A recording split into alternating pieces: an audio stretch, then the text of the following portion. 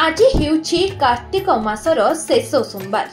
गंजाम सोरडा अंचलर सबु शैव पीठरे भक्त मानकर बेस समागम होइथिबा बेले सोरडा अंचलर प्रसिद्ध शैव पीठ बाबा पंचाननଙ୍କଠାରେ आज बहु दूर दूरांतरु भक्त माने आसी भिड़ जमाइछंती।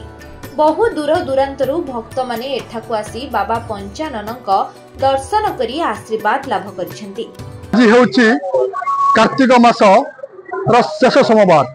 एने जेभली प्रत्येक शैव पीठ गुड़िकर गहली चहली लगी रही सोरडा स्थित बाबा पंचलिंगेश्वर मंदिर में भक्तंकर एठी बेस समागम होइछि। एठी भक्त माने दूर दूरांतरु आसी बाबांक दर्शन लाभ करबा सह आशीर्वाद लाभ करुछंती। ऋषिकुल्या नदी तटरे पूजा पाउछंती प्रभु पंचानन। सोरडा सबु शैव पीठ मध्यरु प्रभु पंचाननଙ୍କ पीठ प्रसिद्ध और सर्वपुरातन।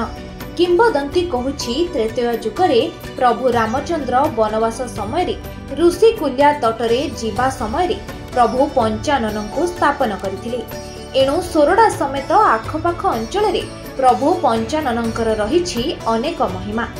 श्रावण और कार्तिक मासर सबु सोमवार समेत शिवरात्रि और कार्तिक पूर्णिमा भक्तंकर भिड़ एठारे जमी थाए।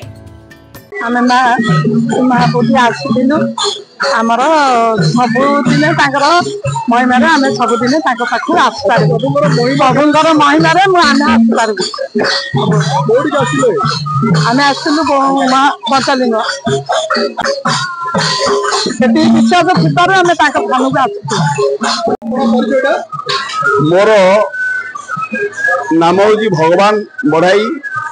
सत्संग मु जने सप्रतिनिधि अच्छी। मोर निज गाँ बुगुड़ा।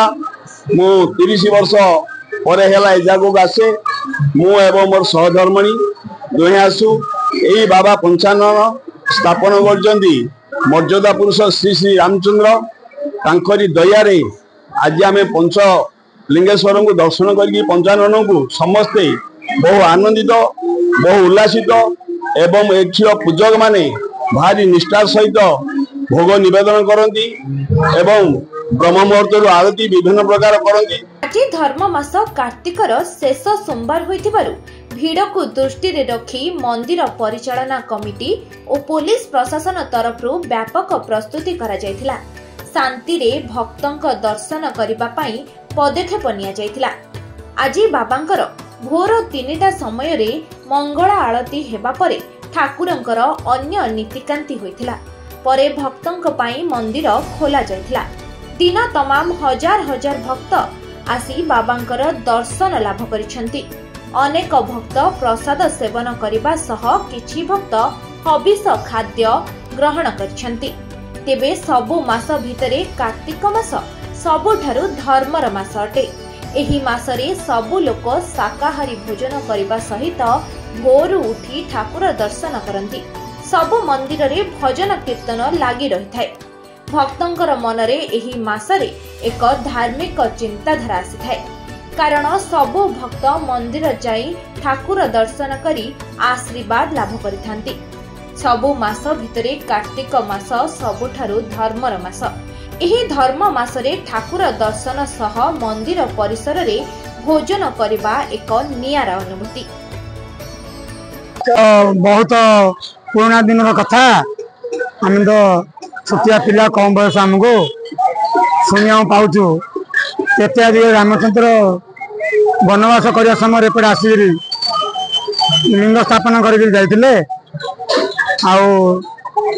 ये स्थापित लिंग होगा जो रामचंद्र द्वारा समस्त भावभक्ति अच्छी आ लोकंर मानस पूर्ण हो बहुत मानस पूर्ण हो।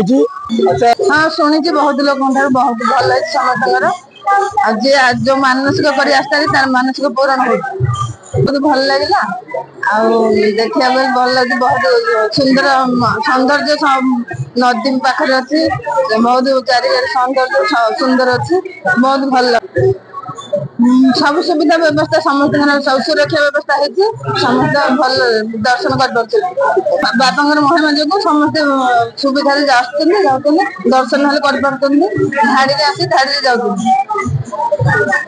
जितेबले त्रेता जुगर प्रभु रामचंद्र और धनवास समय जितेबले कि ऋषुकुल्या नदी तट तटे जाऊे ऋषुकुल्या नदीर उत्तर बांक निकट में बाबा पंचलिंगेश्वर लिंग स्थापन कर से पूजा करते जहाँकि निमित्त एटी बाबा रही बेस महिमा एणु प्रत्यह एटी भक्तर बेस समागम हुए और बाबा को दर्शन लाभ कर समस्ते आशीर्वाद लाभ करते। रंजन सोहरा पंचलिंगेश्वर मंदिर प्रांगण लिटू कुमार विषय रिपोर्ट फोकस प्लस।